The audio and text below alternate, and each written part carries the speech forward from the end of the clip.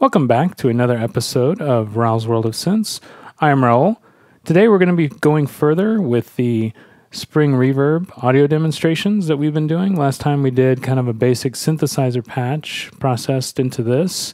Down here at the bottom, this patch here, we were utilizing the A135 and the A149 random voltages, and of course our A111 as a sound source that was then being processed through the VCA and then up into our Spring Reverb. This time around, I thought it would be useful to kind of hear something a little different, like a little bit percussive type sound. So what I've done, I'm going to have to pan up to do this, because it actually is not too involved down here. So I don't like to do this a lot, but here we go. All right, so this is the case that most of that second patch actually resides, and I'm just going to zoom in just a little bit. So and it starts over here at the random noise source right there. I'm taking colored noise from here, and I'm going right into the VCA that's right next to it, right there. And then in the second input of the VCA, I have digital noise going in, very, very low amount of that. And then that output is going up right there into that low-pass filter. And then that low-pass filter right there is going down into the second input of our mixer. And then this is where the percussion sort of lies right now. At least that's the snare sort of aspect to this. The kick is pretty straightforward. If we go down to the bottom, I have let me just pan out a little bit so you can see this.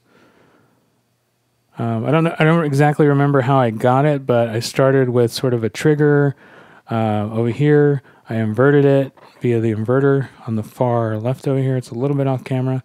And then I'm taking that trigger going into an envelope, which is right over here. So this light that's flashing right here is the envelope that's triggering our kick. And then that envelope's going up and then over to our A101-2. So let me pop in there. Right there you can see it flashing. So that's going to be our kick. And then that's being output then down to our mixer right there at input 1. The thing in output 3, that's something for a little bit later, so just keep in mind we have a couple more examples to go. So that is our basic sound in a nutshell. I didn't want to go into too many details about how I patched it as far as like demonstrating that. I think I've done quite a bit of sort of similar things to that, and plus it's a little outside the scope of this specific demo. So we're just going to take this signal now and go into our Spring Reverb. So here we go. This is our basic sound, and I have it turned all the way to the original signal only, so we should hear only dry.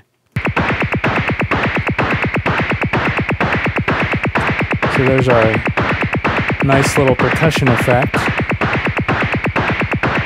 A little kick and a little snare. Now let's kind of start to play a little bit with this. So I'm going to start bringing in the mix level. So we'll do 50-50. Bring the level up a little bit. And I have feedback turned off right now, so it's just still original signal going into reverb. No feedback yet.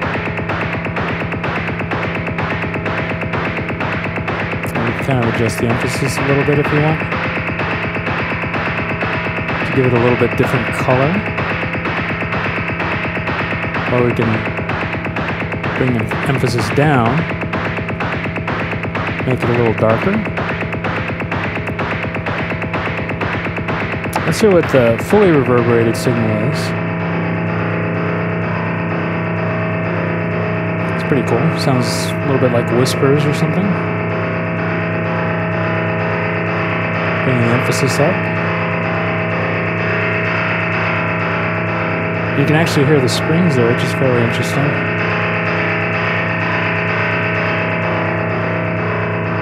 Alright, so let's go back to 50-50. Now let's start to bring in a little bit of feedback.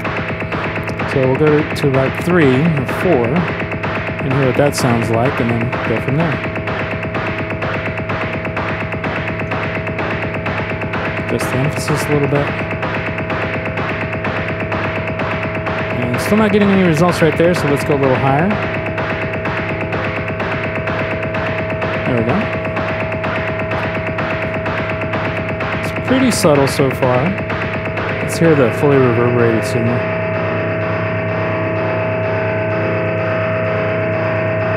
Now you can start to kind of hear it. Let's turn feedback off right there. Well, actually we wouldn't hear it there because the original signal's not up, so. Let's just go a little farther with feedback. Until we hear that kind of droning effect. Yeah, right about there. Now let's kind of adjust the emphasis a little.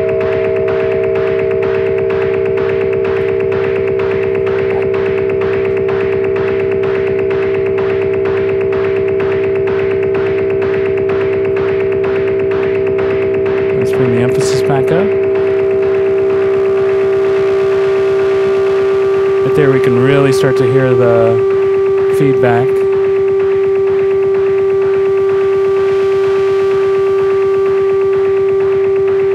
Even a little self-oscillation too.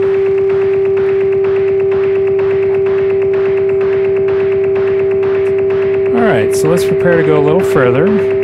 So I do want to kind of try to take it into self-oscillation. That was a little bit self-oscillation, but I want to go a little bit further. So I'm going to keep the emphasis down a little bit because it seems like the higher it is, it's going to actually get there faster. So let's not push it there until we need to. So I'm going to go right about there. And the level up a little.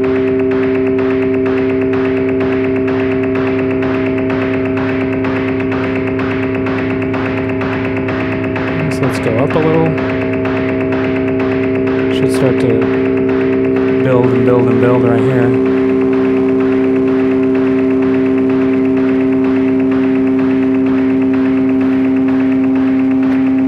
And we still haven't gotten to that place where it starts to get a full tone, but it's starting to get there. You can hear it. Now let's go all the way into full feedback.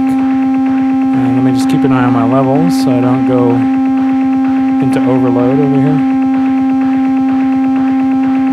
Let's play with emphasis right there.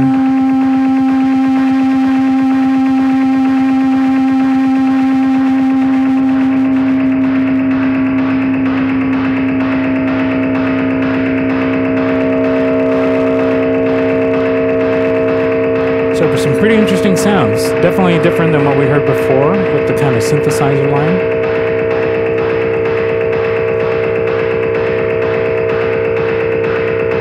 But again, you can kind of choose any of those different flavors in between.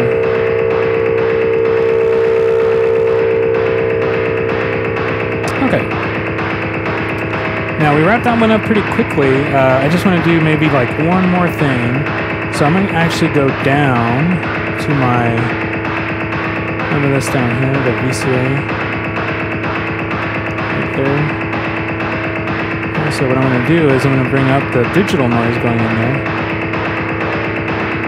so I can get some different tones out of that. So now I'm going down to the bottom, to my digital noise, and I'm going to adjust sort of the timbre a little bit and see if that gives us anything different. It just seems like it's making it a little more dead, so now let me go back to my PCA and give it adjust a little. There we go.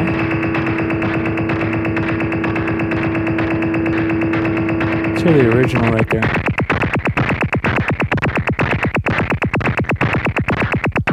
Get a better idea of where our sound is at.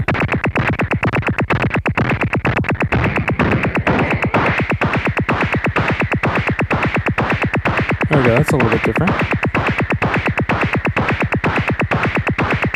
Just adjusting the level again.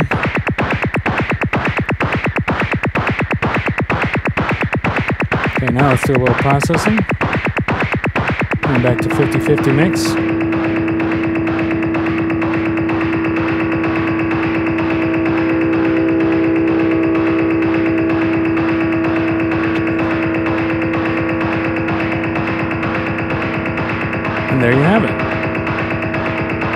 So I just wanted to do one little more change since we had a couple more minutes to spare here in this example.